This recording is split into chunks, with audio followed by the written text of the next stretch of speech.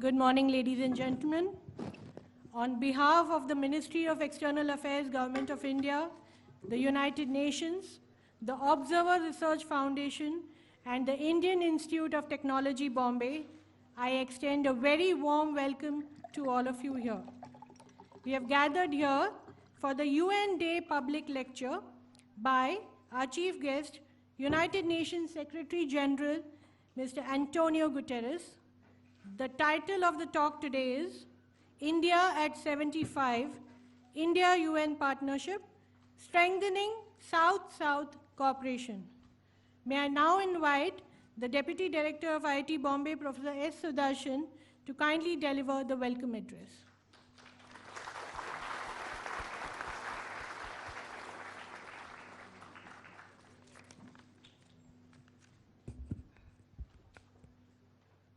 On behalf of the Director of IIT Bombay, Professor Subhashish Chowdhury, myself, and all the other people from IIT who are here today, I'm very happy to welcome UN Secretary General, Mr. Antonio Guterres, our Ambassador to the UN Permanent Representative, Ambassador Ruchira Kamboj, and Mr.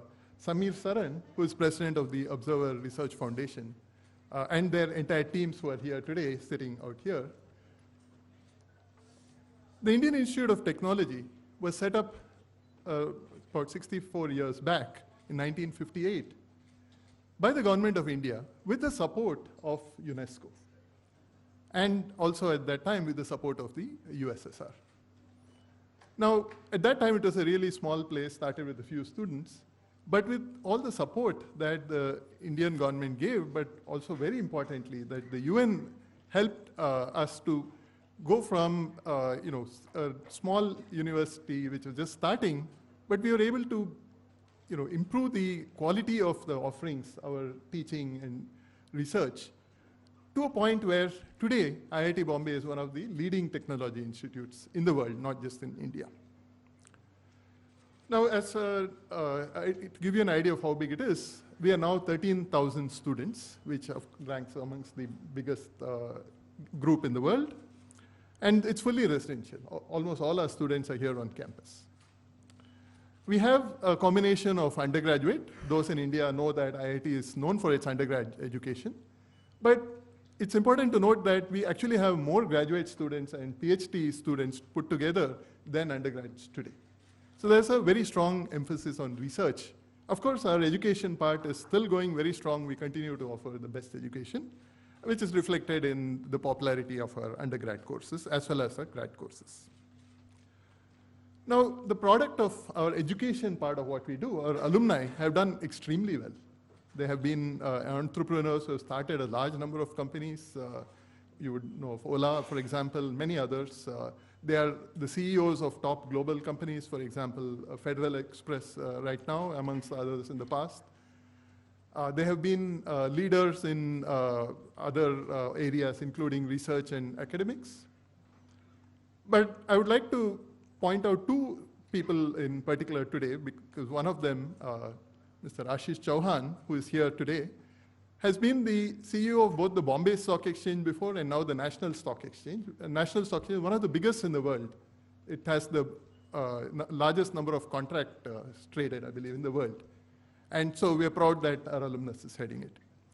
We're also very proud that Dr. Rajendra Shende, who was working with the UN for over 20 years, and he was a co-author of the IPCC report, and IPCC, as you know, won the Nobel Prize a few years back. So we are very happy that IIT Bombay has contributed in these ways too. Now, coming to our faculty, we have about 700 faculty, and they work in all areas of technology, all the engineering branches, all the sciences, including social science, economics, policy, and many other areas. And across all these areas, they are regarded as amongst the best in the world. They have won all kinds of international recognition, whether it is citations, fellowships, whatever it is. We are amongst the best universities in the world. And as I said, research has a particular emphasis today. And we carry out research in many areas. But today, particularly, I want to point out that we are doing a lot of research in the area of the UN Sustainable Development Goals, which are very important for not only us, but for the younger generation who is sitting here today, and future generations, so that we leave behind a world which is better than the world we came into, hopefully, if we do it right. And so IIT Bombay is helping towards those goals. So amongst the things we are doing, we have a top-notch program in climate studies. We have a number of people working on photovoltaics, on battery technology, which are all important for weaning us off from fossil fuels. We also have a center on carbon capture, which will hopefully help to reduce the carbon dioxide already in the atmosphere. We also have a strong policy group, and this is very important because policy helps drive it. For example, Dr. Shende, who I mentioned, he helped create the UN policy on ozone layer, which has had a tremendous success. So that's also something we want to solve the problem. We are not just doing narrow academic research, but we want to solve problems in the real world. We are also working on affordable healthcare, including AI and digital technologies. We have very strong groups on that. We also have a number of people working on technologies for rural areas. So with all these efforts, we want to create a better future for our citizens, particularly those at the bottom of the pyramid. That's something we don't want to lose sight of. We are not just working for those at the top, but for those at the bottom. So we're very happy that the UN Secretary General is here today, and he can see some of the effects that what UN started 64 years back have achieved today. He saw the exhibits outside, and I hope he found them interesting. And it also gives us great pleasure to note that Secretary General Mr. Guterres is himself, in an earlier avatar, not today, an electrical engineer from the Technical University of Lisbon. Of course, that was long back, so for the students who are sitting here waiting to ask him questions, please go easy on the electrical engineering questions.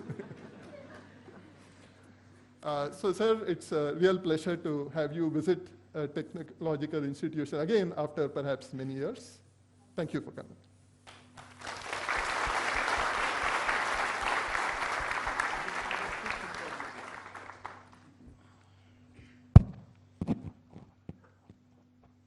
Thank you, Professor Sudarshan.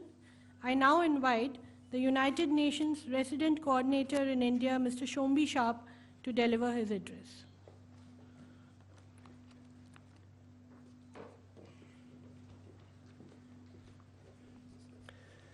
Excellency, Secretary General of the United Nations and members of the UN delegation, Excellency Ambassador Cambodge and members of the delegation of Ministry of External Affairs, President of ORF, our dear friend Samir Saran, and Deputy Director of IIT Bombay, representatives of Maharashtra, Mumbai governments, and most of all, dear students, dear youth, namaskar.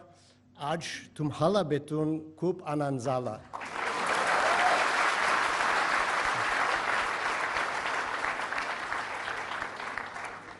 मुझे IIT Bombay में आकर बहुत खुशी हुई,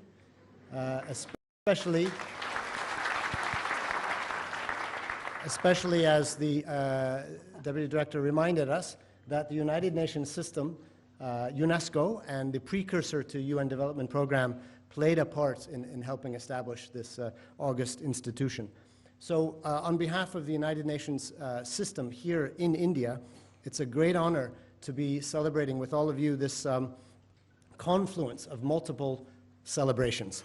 India's 75th year of independence, Azadi Ka Amrit Mahotsav, the India-UN partnership, and the upcoming United Nations Day, formally marked on Monday, but I believe we are celebrating in an excellent way here today.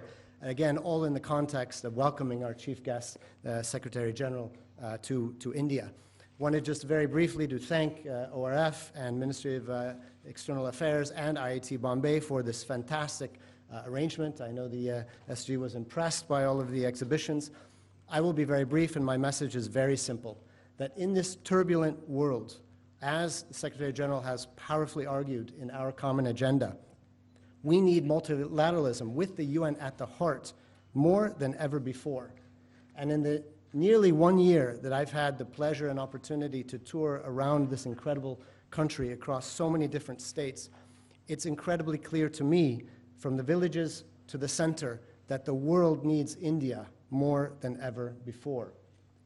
The world's largest democracy,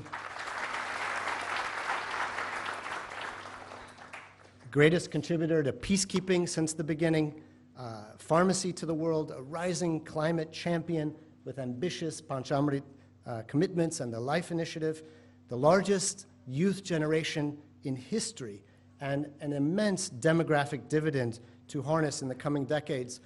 This incredible potential of you, the young people in the audience, and the rest of us, Vojo Dil Se Young Hai.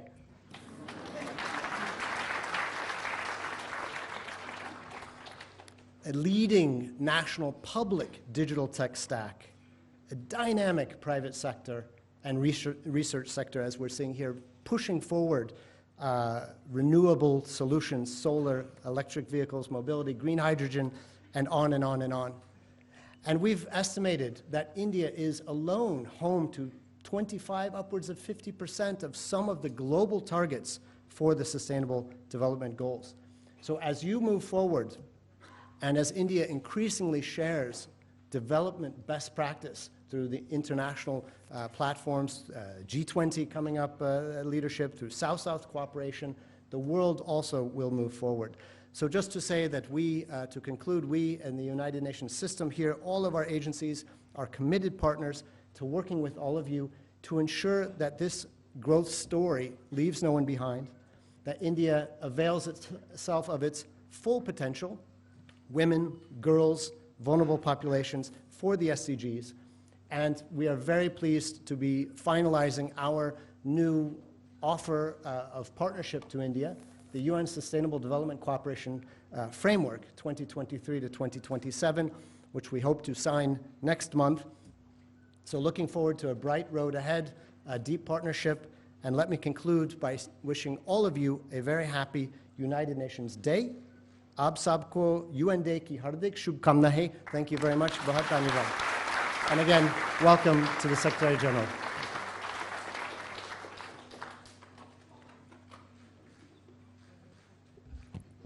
Thank you, Mr. Sharp. I now request President of the Observer Research Foundation, Dr. Sameer Saran, to introduce our chief guest, UN Secretary General Antonio Guterres.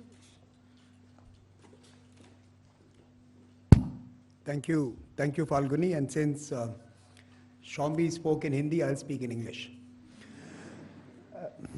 It's my distinct honor and privilege to introduce our chief guest this morning. It's also a very daunting task for two reasons. He needs no introduction, and I'm speaking in front of a very young audience who are going to be fact-checking me on Wikipedia and Google all the time. So I am going to stay away from facts as I introduce him. But before that, let me welcome the Secretary General, Ambassador Kamboj, and all the visiting dignitaries to this beautiful campus in Bombay. And we are all delighted that you've chosen us as the venue where you will speak to us on this very important occasion of the impending UN Day as well as India at 75. Two institutions that the world needs more of if we have to respond to some of the challenges ahead. Let me try and introduce our chief guest.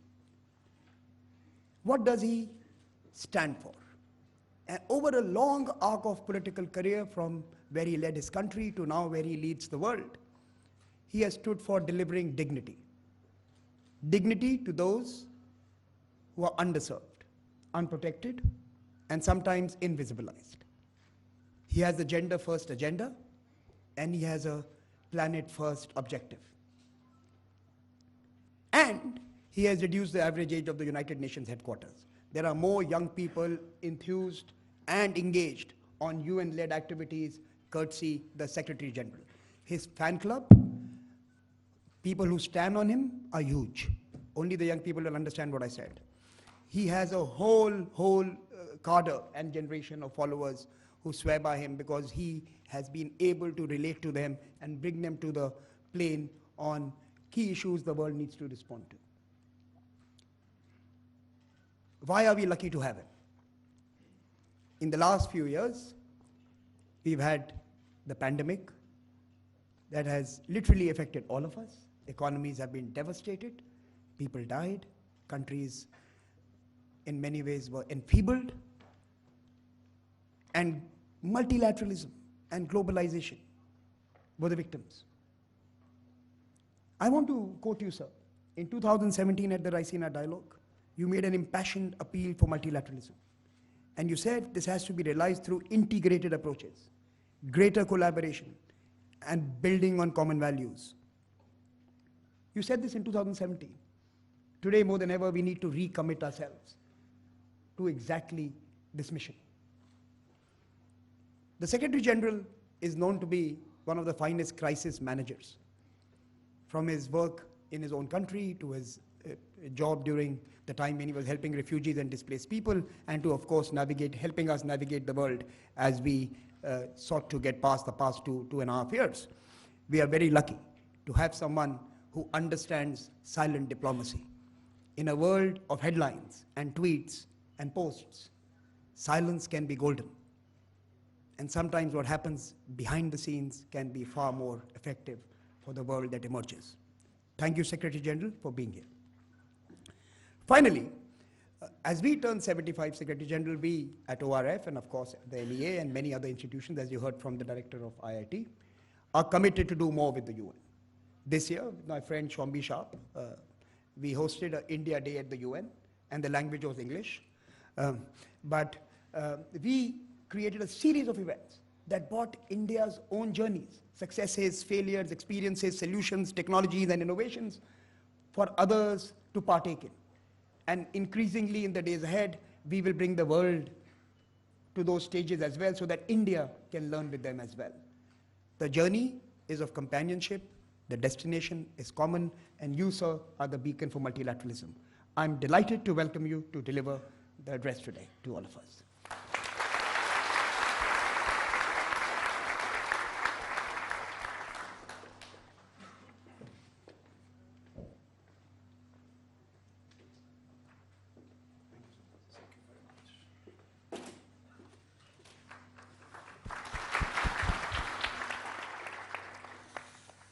Professor Chowdhury, dear friends, all protocol observed, I am delighted to be here with all of you.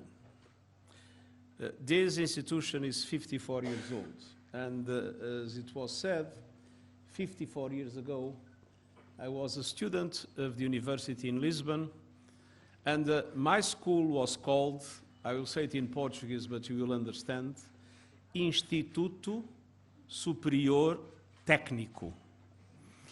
And my dream at the time was to be a researcher in physics.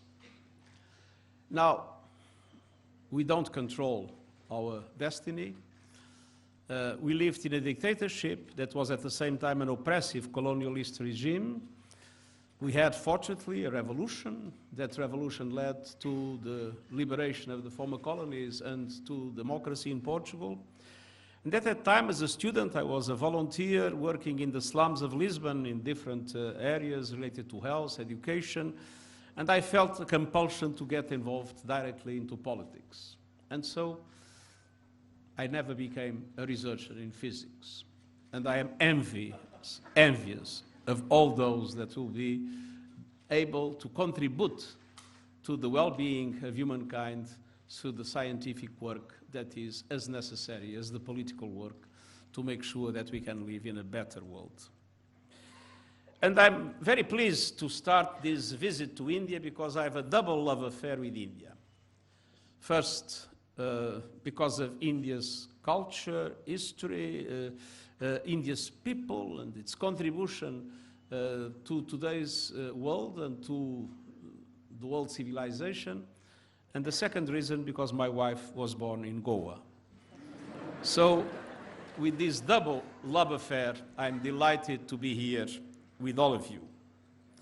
And it is indeed a pleasure to be in the Indian Institute of Technology, Bombay, to talk about the partnership between India and the United Nations and strengthening South-South cooperation. And I'm also delighted to celebrate with you the 75th anniversary of India's independence, Azadi Ka Amrit Mahotsav. I congratulate India on its achievements over the last 75 years as the world's largest democracy and now as the fastest growing major economy. As an engineering graduate with a lifelong commitment to education, I feel, as I said, very much at home at ITT Bombay. The Institute's global mission and long history of transformative education make this the ideal place to talk about the strong partnership between India and the United States. India was a founding member of the United Nations.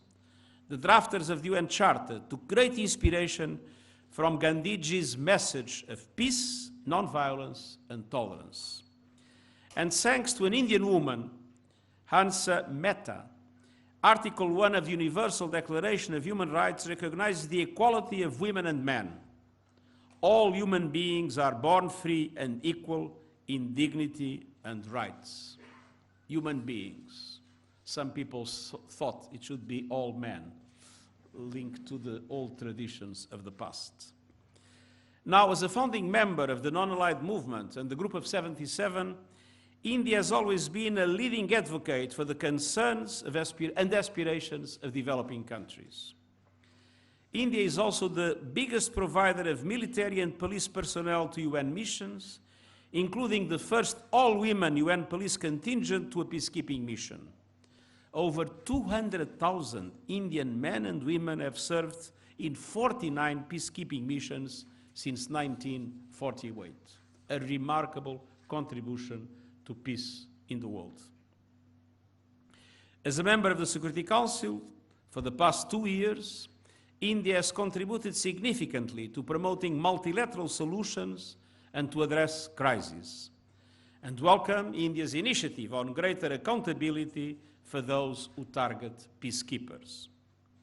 So, dear students, dear members of the faculty, our world today faces mounting global challenges.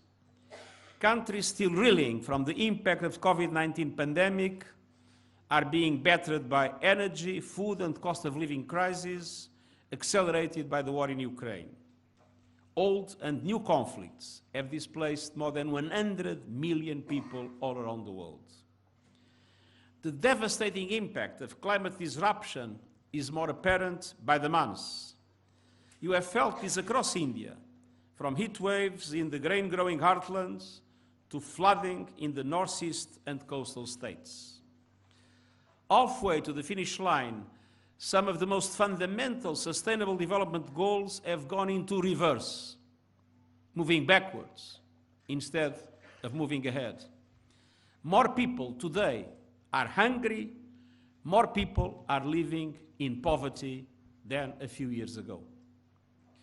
And today I would like to focus on India's unique opportunity to shape the global agenda as a principal player and a model for others. As the home of 1/6 of humanity and the world's largest generation of young people, India can make or break the 2030 Agenda and the Sustainable Development Goals. India's success in translating the Sustainable Development Goals into action will mean the difference between success and failure for up to half of the global Sustainable Development Goal targets, for more than any other country. India's recent development journey is characterized by high-impact programs delivered at scale. This includes the world's largest food-based social protection scheme and the massive expansion of access to clean water and sanitation services. India's whole-of-society approach to development combines old-fashioned community outreach with cutting-edge technology.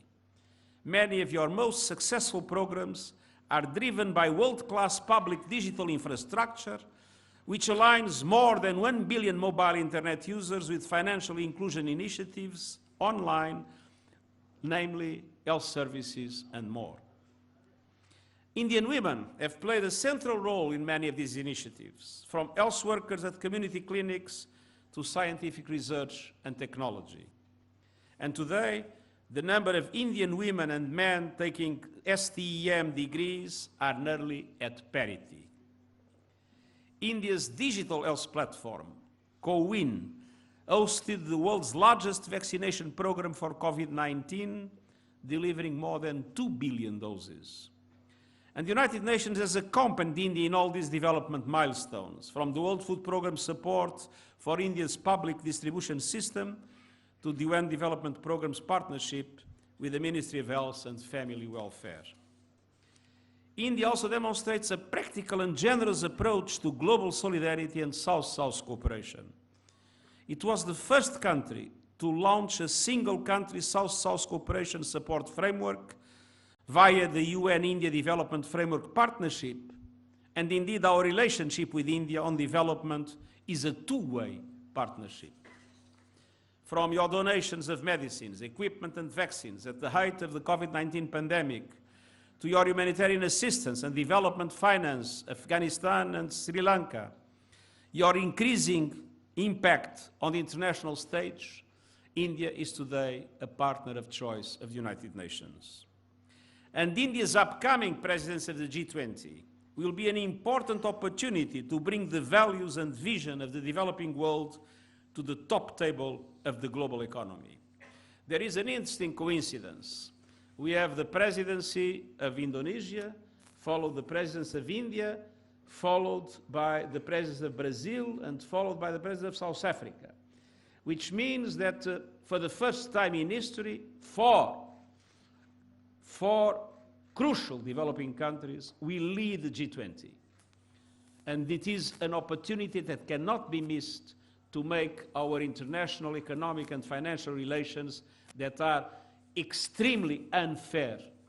There is an opportunity we cannot miss to deeply reform institutions, procedures, regulations, and norms to make sure that we have a world economy for all and not only a world economy for the rich. Now, I welcome your declared aim of sharpening the G20 approach to the 2030 agenda. These successive four successive G20 presidencies by developing countries could be used to create a space for comprehensive strategies to address current global crises. And I count on India's support in mobilizing G20 countries around debt relief. Many developing countries are at or near debt distress and require multilateral action, including the expansion and the extension of the G20 debt service suspension initiative. We live in a dramatic situation for developing countries. When the COVID-19 emerged, there was a huge inequality in the world in relation to vaccines.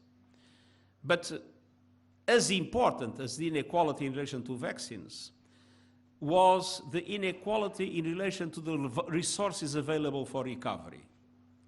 $16 trillion in the world were mobilized for recovery through direct financing by states to guarantees and to other financial mechanisms. The United States and Europe have printed money. Now, of course, printing money is done in a very sophisticated way through interventions of the central banks, through different kinds of buying bonds, but it is like in the past, printing money. But most developing countries could not print money, because if they would print money, their currencies would go down the drain. And so the truth is that the recovery from the pandemic was largely concentrated from the financial point of view in the developed countries. Developing countries have received very little from the financial instruments of recovery. And the result, because of the dramatic impact in their societies and the need to support their people, was a dramatic increase in debt. And we have today a large number of countries that are on the verge of collapse. And we do not have any effective instrument of debt relief in today's world, especially for middle-income countries that were dramatically impacted. Imagine a small island development country, like countries in the Caribbean or in the Pacific or even in the Indian Ocean. That small island has 40% of the GDP with tourism. For 2 years, there were no tourists. That small island had to import fuel, food, and now the prices of food and fuel are skyrocketing. So that small island accumulated debt. But it is considered a middle-income country, so it has no access to any debt relief instruments and no access for concessional funding from international financial institutions.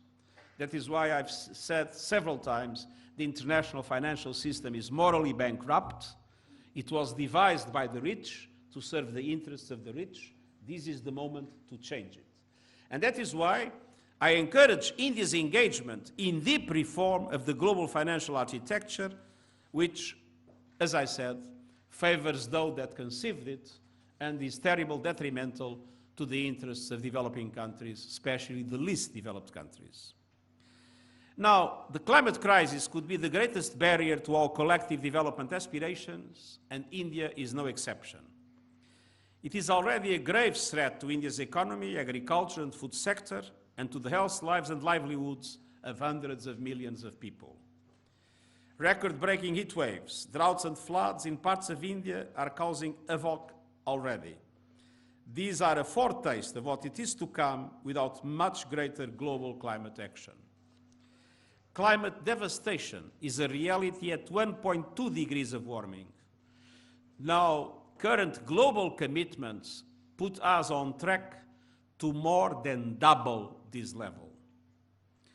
And let's not forget, G20 countries are responsible for 80% of global emissions, and they must take the lead in cutting greenhouse gases.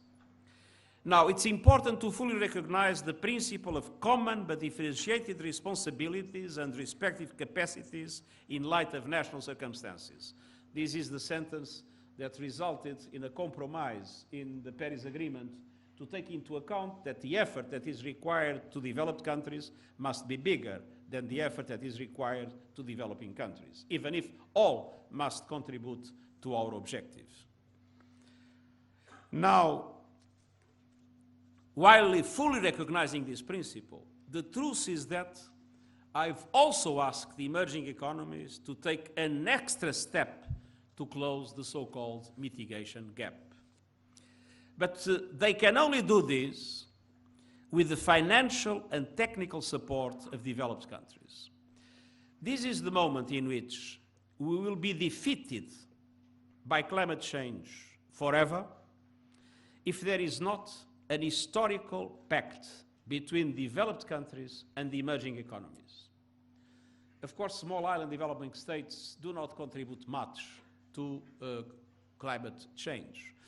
Most African continent do not contribute much to climate change. But today, thanks to the development of countries like India or China or Indonesia, there is a contribution also from emerging economies. But it is clear those emerging economies cannot go as fast as developed countries because of their industrial structure, their agricultural structure, and because in the past they have contributed much less to climate change. So we need an historical pact in which developed countries strongly support with financial and technical resources emerging economies to allow for combined efforts of the two with extra requirements from developed countries to allow us to defeat climate change and to keep the temperature under control, if possible, and I would say it is necessary, at 1.5 degrees.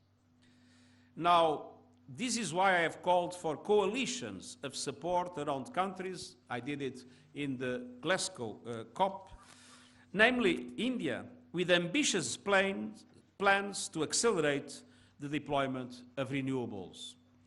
And I therefore welcome the establishment of the so-called Just Energy Transition Partnerships. Such partnerships can help emerging economies to accelerate the deployment of renewables through a closely coordinated process that is nationally owned. And above all, a just energy transition will benefit millions of Indians and other peoples who suffer the triple impact of pollution, energy poverty, and the climate crisis. And I welcome India's leadership in converting domestic climate action into international collaboration through the International Solar Alliance and International Coalition for Disaster-Resilient Infrastructure. The United Nations and I have a very clear perspective. We need a renewables revolution, but that renewables revolution will only be possible with effective solidarity of the developed world with developing countries that are also needed in this revolution, also to the benefit of their own populations. And critical renewable technologies, such as battery storage, should be treated as global public goods. I had the opportunity to see a very interesting development just a few minutes ago. So we need to diversify supply chains and manufacturing capacity, and we must reduce the cost of capital for renewable energy investments in the developing world.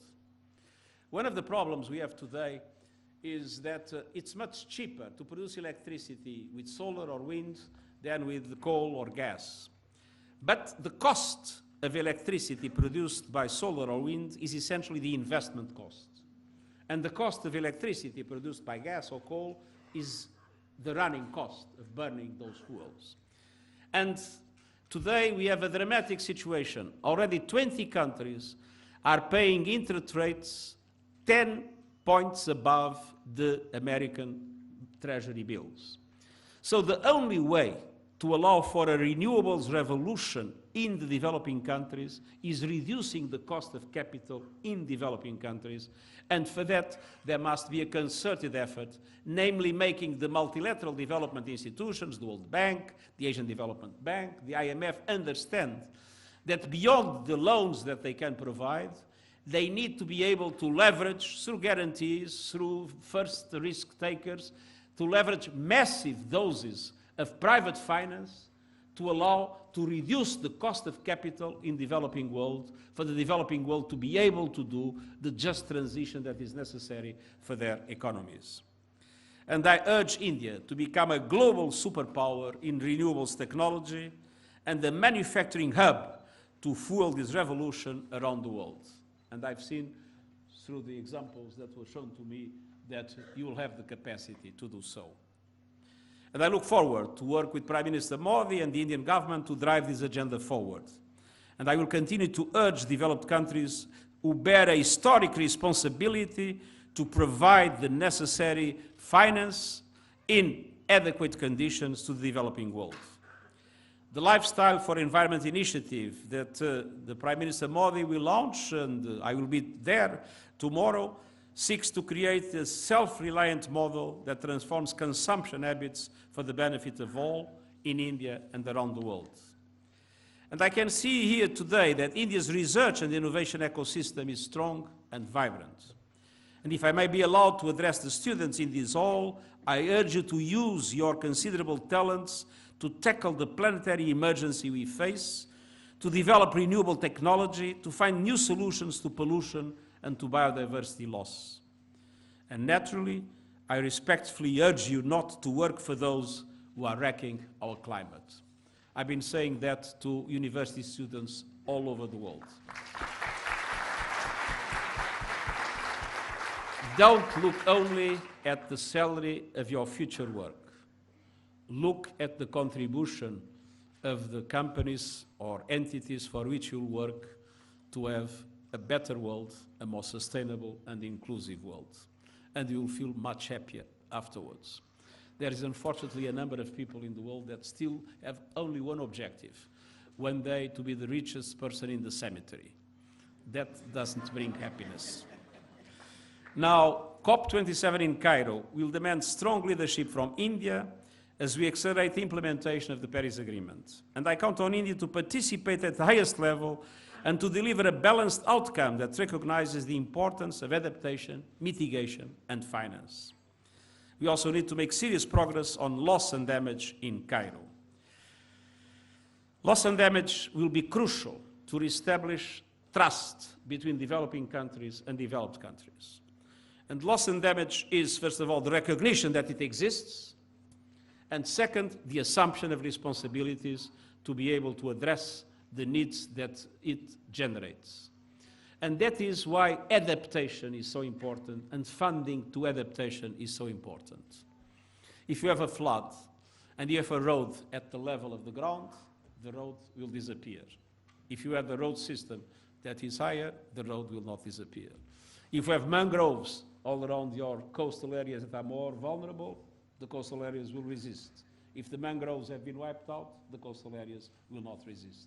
and all that requires huge investment. And that investment needs to be financed through international cooperation, and the recognition of loss and damage might be a very important instrument to do so. As climate impacts grow, we must scale up financing for loss and damage to support the world's most vulnerable people, communities, and nations. And on this global challenge, all countries have to move together. We need an honest conversation about rights and responsibilities. And it is clear that countries that had no part in creating this crisis cannot continue to pay the highest price for it. Dear friends, India has been a global leader from the moment of its birth. Your non-violent independence movement encouraged anti-colonial struggles around the world. Your victory was a catalyst that helped to end the long epoch of European imperialism everywhere. As an elected member of the Human Rights Council, India has a responsibility to shape global human rights and to protect and promote the rights of all individuals, including members of minority communities. India's voice on the global stage can only gain in authority and credibility from a strong commitment to inclusive and respect for human rights also at home. And the Indian model of plurality is based on a simple but profound understanding. Diversity is a richness that makes your country stronger. The understanding is the birthright of every Indian, but it is not a guarantee. It must be nurtured, strengthened, and renewed every day in this and in every other society.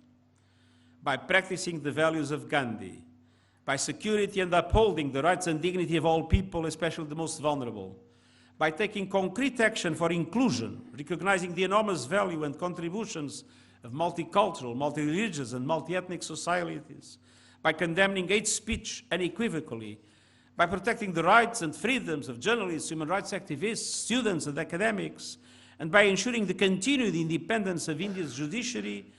This is the India that the world has celebrated, and I urge Indians to be vigilant and to increase your investments in an inclusive, pluralistic, diverse community and society. In India, as across the world, much more needs to be done to advance gender equality and women's rights. And this is a moral imperative and a multiplier for prosperity and sustainability. No society can reach its full potential without equal rights and freedoms for women, men, girls, and boys. Dear friends, India is at a decisive moment. You have an unprecedented opportunity to speak up for the global south and to lead by example as a model of resilience and an advocate for sustainable development, global financial reform, and climate justice. And the decisions that you make today and the path you chart over the next 18 months could have a global resonance for decades to come.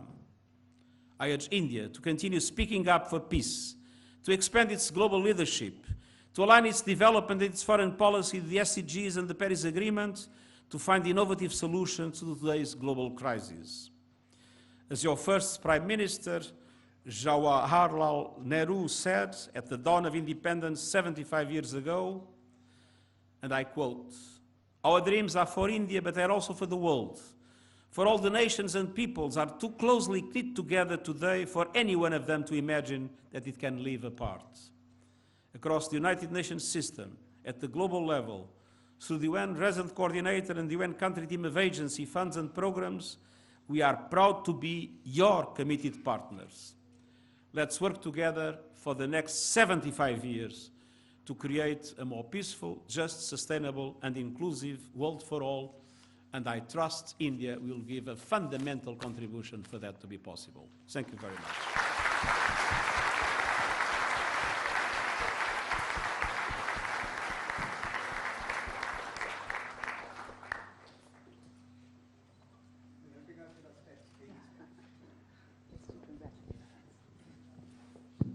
Thank you so much for that very powerful address, Secretary General. And I guess what we're going to really do today is turn it over to you guys, the young minds, the students, to speak to the Secretary General. And we're going to try and get as many questions as possible. But before that, Mr. Secretary General, I wanted to, I just got a glimpse of your statement at the memorial for the Mumbai terror attacks. You were there, you made a very powerful statement. In fact, you also alluded to us having to do much more. Fundamental question to you. Why is it that the world is incapable of responding to terror? Why is it that terrorism has become a weapon of choice for certain actors? And why is it that culprits are still roaming free? Why can't we agree on terrorism? And you've been working on this for over 10 years now. Personally, you've been invested in this issue. Why can't we agree? First of all, there is not enough cooperation in fighting terrorism as such. Terrorism became a global issue. You have terrorists that move from Afghanistan to Syria, from Syria to Libya, from Libya to the Sahel, back to Yemen, and from Yemen again to Afghanistan. Today, terrorist networks use sophisticated technologies. Terrorist networks use the deep internet and a number of instruments that are deep to detect. And the international cooperation to fight terrorism is far from being sufficiently organized to be effective in fighting terrorist organizations. That became a global affair. Terrorism is no longer a local issue in which people do things because of, wrong ideas they have at local level. Terrorism became a global phenomenon, and our instruments to address terrorism, to fight terrorism, are not effectively coordinated at global level. Second,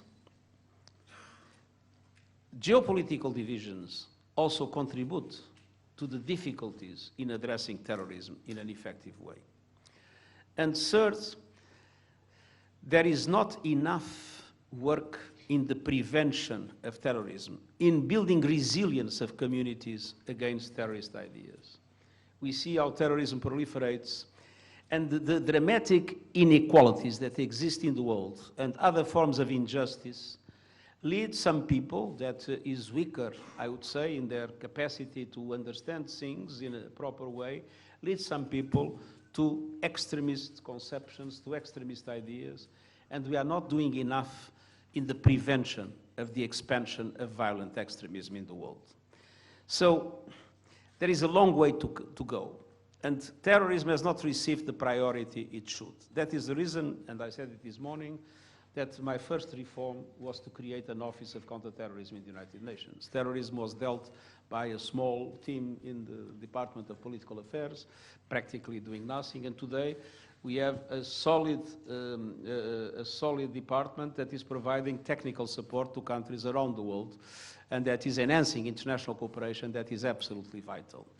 So we really need to understand that terrorism today is a global phenomenon, and that we all need to cooperate effectively in intelligence, in counterterrorism action, but also in the prevention of violent extremism to be able to defeat it. Ambassador Kamboj, if I may turn to you, the Secretary General laid out an agenda for India-UN over the next 75 years. How do you see this new dynamic, India at 75 and India's engagement with the UN looking ahead? Well, thank you very much, Samir. And needless to say, I'm very pleased to be here and honored to share the stage with the Secretary General. I'd like to make 3 points here. First and foremost, I think we all agree that India has a very deep and abiding commitment to multilateralism. Now, some of the speakers ahead of me have already said so. India was one of the founding members of the United Nations. India is among the top 25 financial contributors to the United Nations. And we like to believe, and we've proved it again and again, that we are a voice of reason, we are a bridge builder, and above all, we speak for the developing South. The second thing that I would like to make, point I'd like to make here is that this is not just empty rhetoric. We literally walk the talk. Let me give you 2 very recent examples. During the course of the COVID pandemic, I think all of you know by now, but it bears reiteration yet again, that India supplied 240 million doses of COVID vaccines to over 100 countries across the globe. I think, personally, I felt very proud as an Indian diplomat. I think that is one of the most powerful statements in as far as vaccine equity and vaccine support is concerned. Incidentally, Secretary General, as you recall, 2 lakh doses were also supplied to United Nations peacekeepers. On to more present times, turning to the food crisis that is currently facing the world, India has proved again and again that it can respond to all sorts of humanitarian crises, be it in Ukraine, be it in Afghanistan, Sudan, Myanmar, Yemen, and closer home, Sri Lanka. So we're a country that walks the talk, and we truly, through this, have demonstrated our great commitment, working collaboratively with different countries across the globe. And my third point is that reformed multilateralism. Now, I think you yourself said that India has been in the Security Council for the last 2 years, and we have made it very evident that the present global architecture, and I think the SG also made that point, does not serve the purpose anymore. In 1945, when the United Nations was founded, we all know there were 51 member states. Today, there are 193. Yet, the architecture of the United Nations is frozen in 1945. So how does that work? How does that even work? Clearly, it does not. So we have been arguing forcefully, we think, that the entire architecture of the United Nations needs to be reformed if it is to be made more effective, more democratic, of course, and more legitimate and more effective. And we are talking about a reform, not just in the permanent category of membership, but also in the non-permanent category, as also a reform in the working methods of the Security Council, so as to make these more democratic and thereby more effective also. So I think if you look at all of this, India is a country from 1945, when we were one of the founding members of the United Nations, to today, when we are in the Security Council for the 8th time. We are very committed multilateralists. We do believe and we do recognize that the United Nations has its constraints. Certainly, every system has its constraints. Yet the UN has delivered a lot. And as the SG has already mentioned, I think the most evident manifestation on the ground is, of course, the presence of UN peacekeepers. And India is, of course, a very proud contributor to UN peacekeeping operations across the globe. We have also participated in various development activities on the ground in the United Nations. We have participated in humanitarian relief operations, as I have mentioned. So we are very, very committed multilateralists, and we do believe, despite all the constraints of the United Nations system, that it provides a very vital space for countries to discuss, to debate, and to collaborate. And with this mindset, I think we contribute and participate in the United Nations today. I'm very proud to represent India at the United Nations. And it is always for the greater global good that India will work for at the UN. Thank you, ma'am. Back to you. Great. So let me now turn to you. Let me first invite, and I'm picking up names in random. There were 300 students who wanted to ask questions, Secretary General. I'm just picking up, so my apologies to those who If I may interrupt, don't limit yourselves to ask questions. Also push back. Give your opinions. Yeah, And if there are criticism that you believe is necessary to express, don't shy away. I mean, we all live in a democratic society, so please take full profit of that fact. Indians don't shy away. Okay, believe this is your dining table in your house and speak like that. So let me first invite Ishita Mishra, student Don Bosco International School. Is she here? And can I have a mic to her? Where is Ishita? Oh, there you are. Go ahead. Okay, first of all, thank you for allowing me the opportunity to ask this question. As we build and promote South-South cooperation, how is the United Nations working with its member states towards achieving gender equality, women's empowerment, and ending violence against women and children with respect to building a more equitable world? So, sorry, I didn't understand. I'm a bit deaf, and so you ask what the United Nations is doing in relation to inequality? Gender equality. Gender equality. Gender equality. This is... and violence against women. That's also... Yes. This is a very dear issue for me. I must confess that there is one problem I did not manage to solve. Many people thought, and I fully respect that the Secretary General of the United Nations should be a woman. And that problem I cannot solve for the moment. But one thing is for me clear. The question of gender equality is essentially a question of power. We live in a male-dominated world with a male-dominated culture, everywhere in the world with different situations, depending on tradition, on culture, on many aspects, but this is a general trend. And so the question is a question of power. Now, to attack the question of power, the first thing we did was to achieve gender parity at the management level of the UN. And we did it 2 years before the target. The target would be 2021. We did it because it varies a little bit. Even if we have 2 men here of that group and no woman today in this delegation, I'm terribly sorry for that, but that's how it is.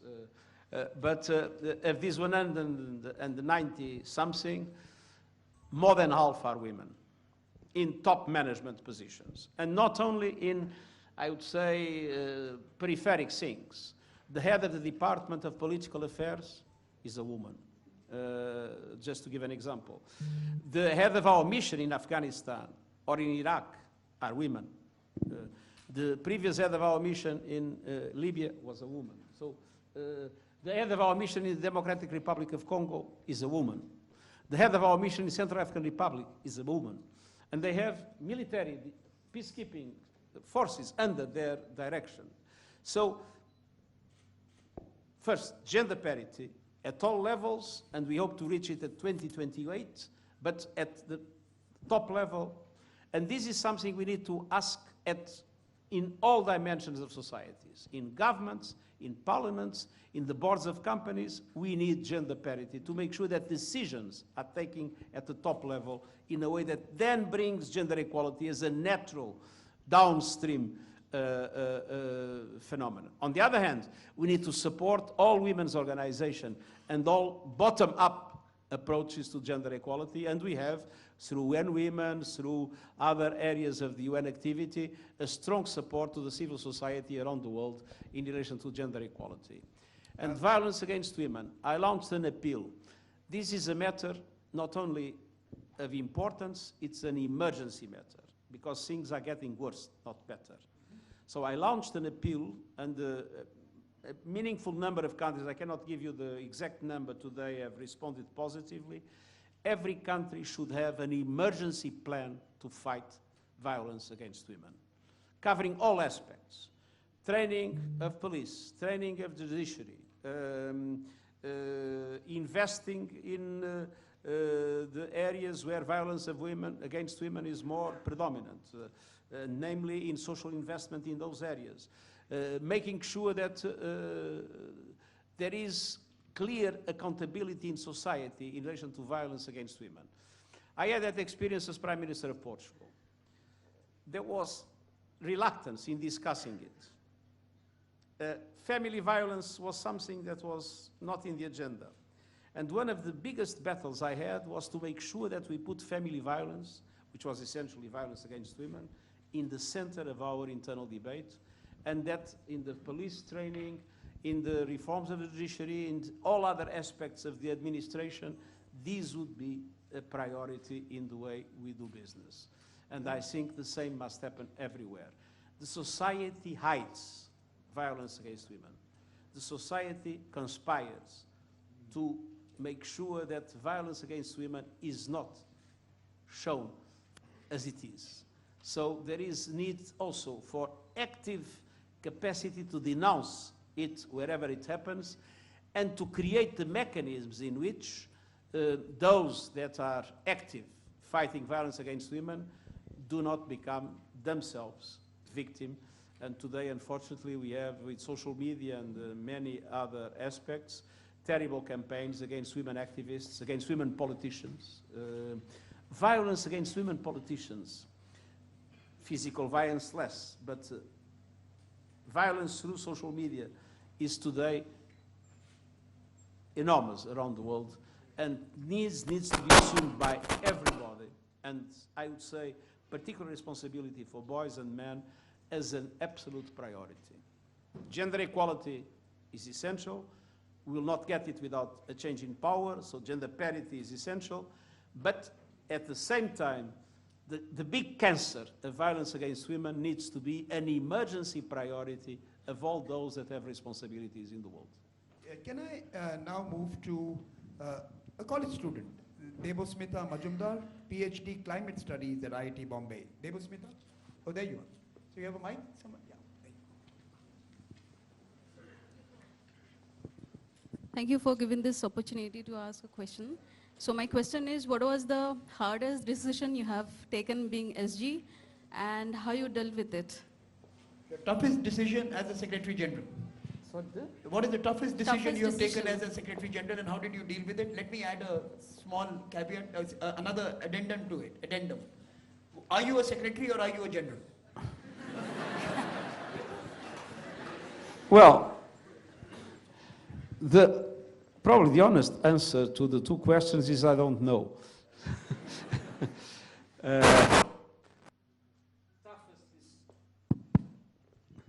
I think my toughest decision was to consider my reappointment. That was a good one. The Secretary General is the Chief Administrative Officer of the United Nations.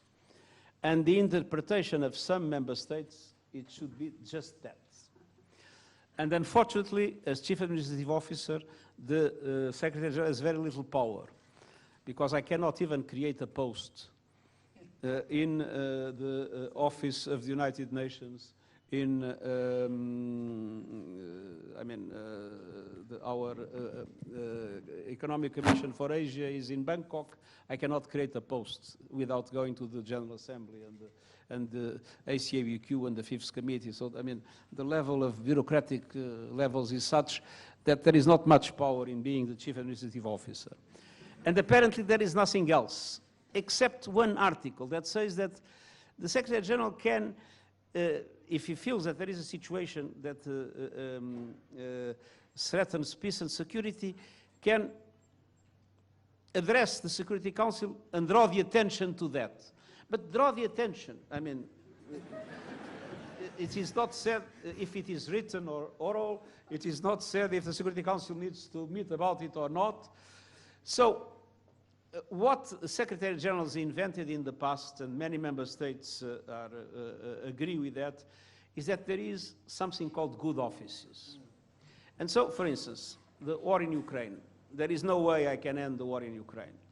But there was something I thought I should do, was to try to work with the Russians, with the Ukrainians, but also with the Europeans, the Americans, etc., to see if it was possible to come to agreements allowing for the export of grains from the Ukraine and allowing for Russian food and fertilizers also to be able to move freely independently of the sanctions regimes.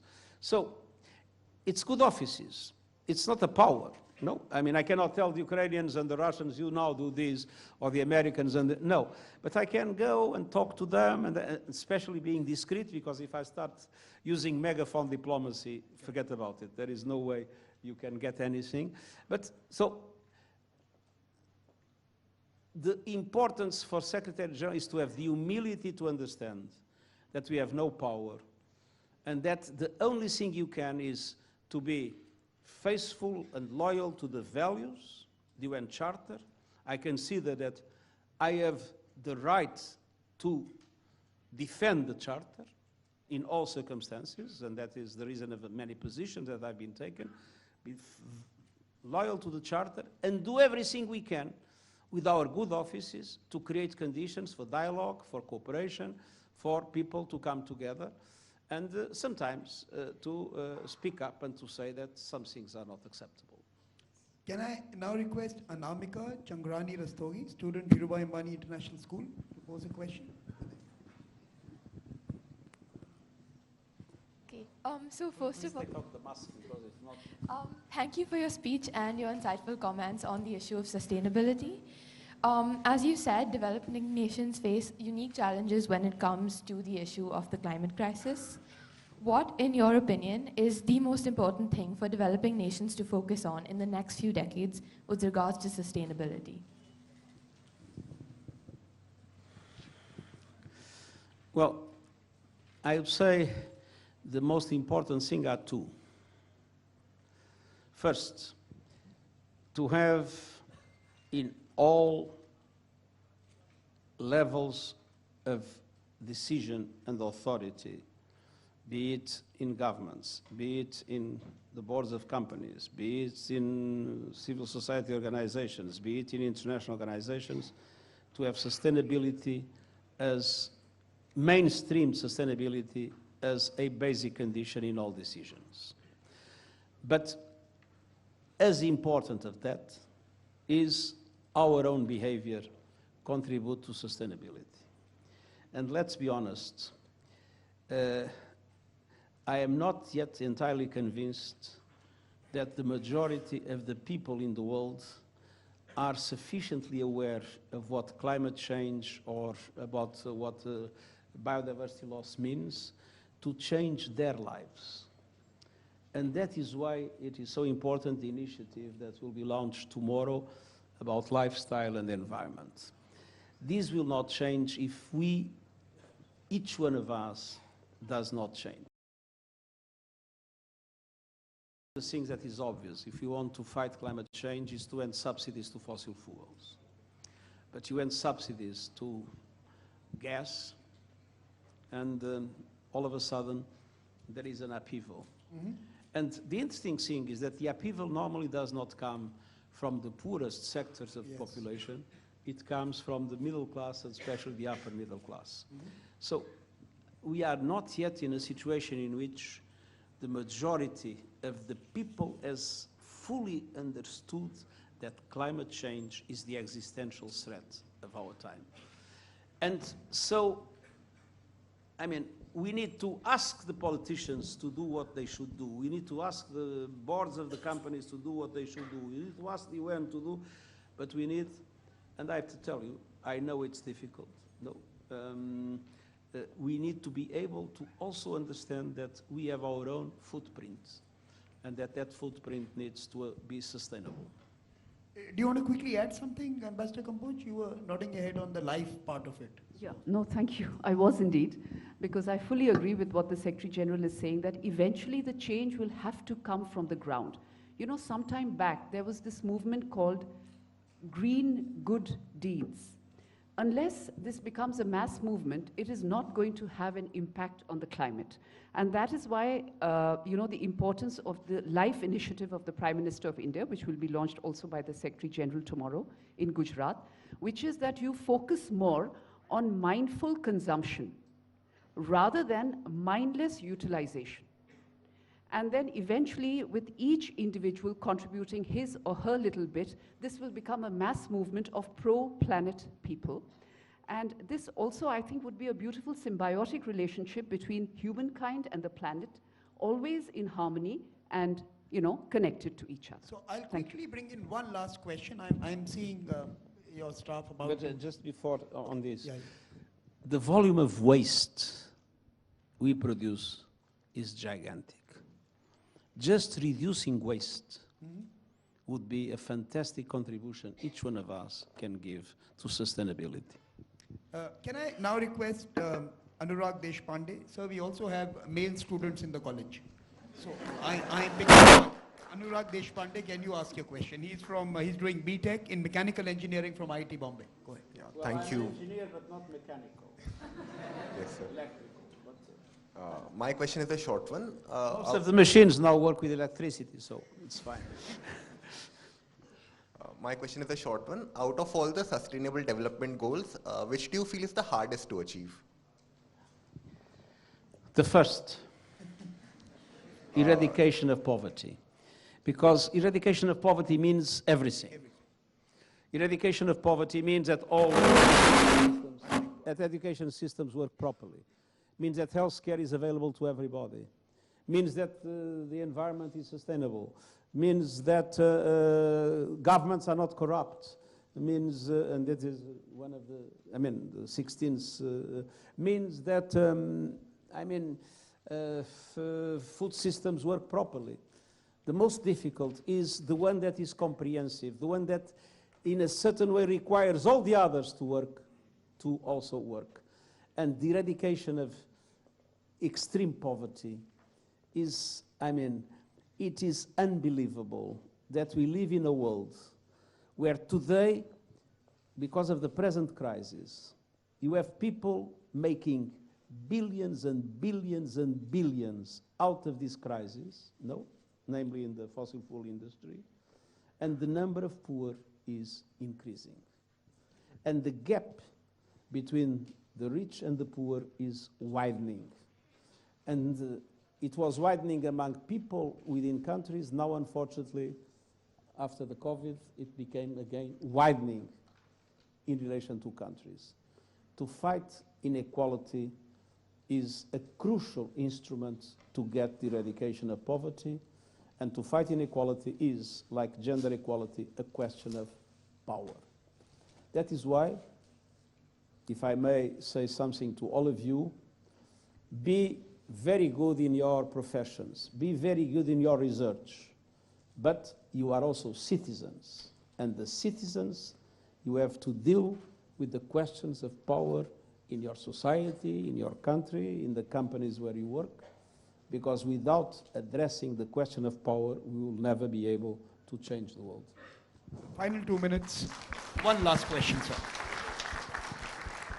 Final 2 minutes, one last question for you, sir. We all had lessons from the pandemic.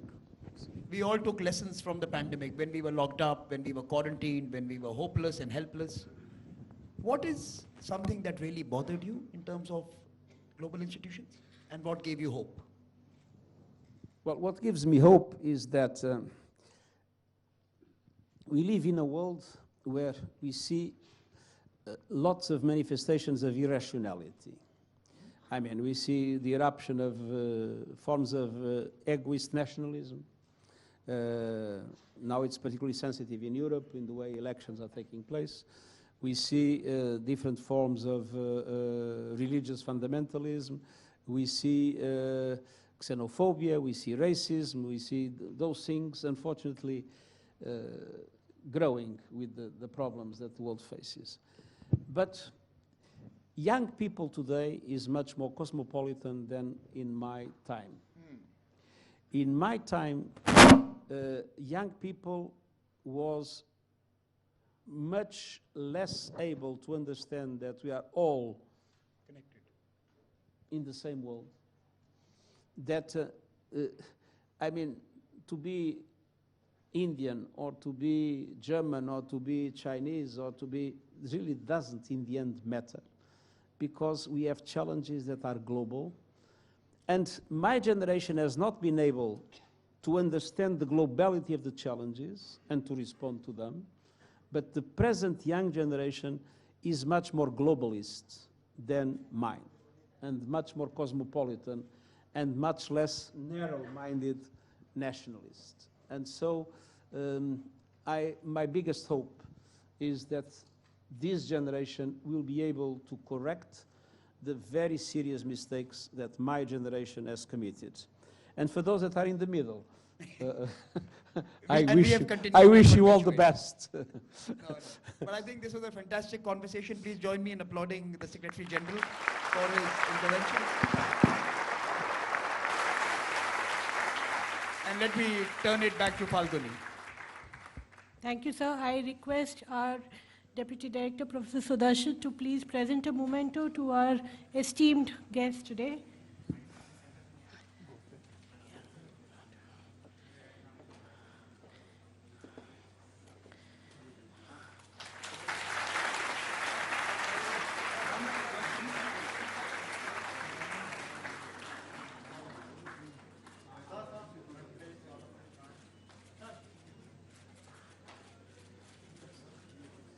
Thank you, sir. I request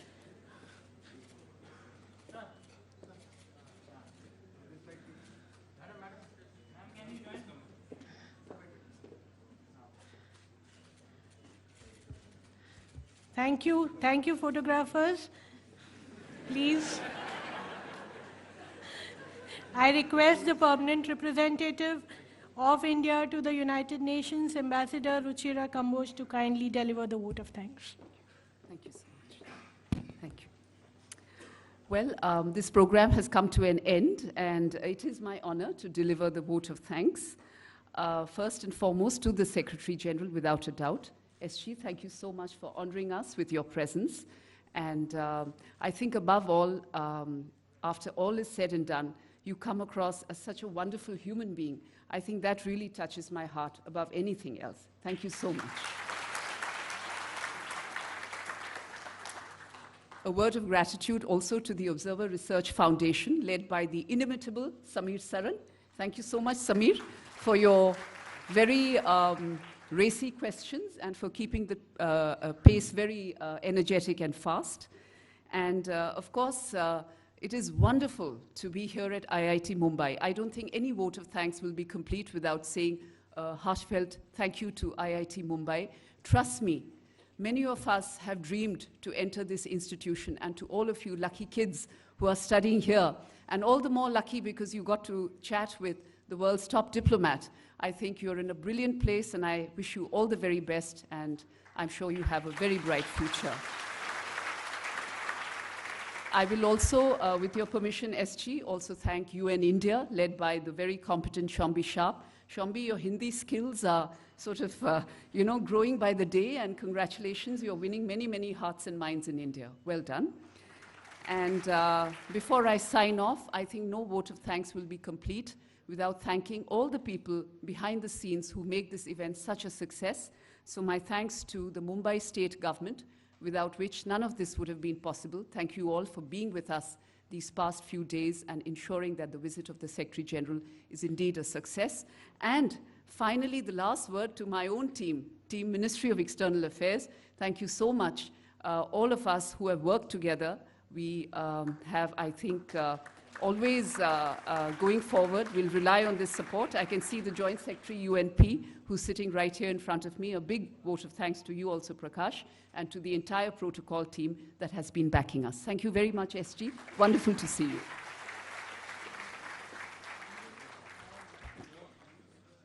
Thank you, Ambassador Kamboj. We will now take a group photo with the chief guest. I request everybody to please rise in your seats. Don't leave the auditorium. Just stand up in your seats and remain standing till the delegation leaves the auditorium. We will have a group photo. Remove your mask, please, so that you can all be nicely visible in the photos, please. The photographers are requested to take turns one by one, please, to come on the dais, please.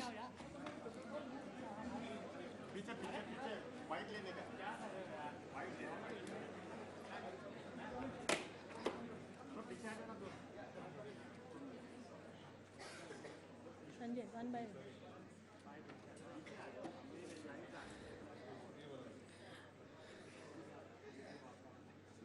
Please do not leave the auditorium. Kindly smile.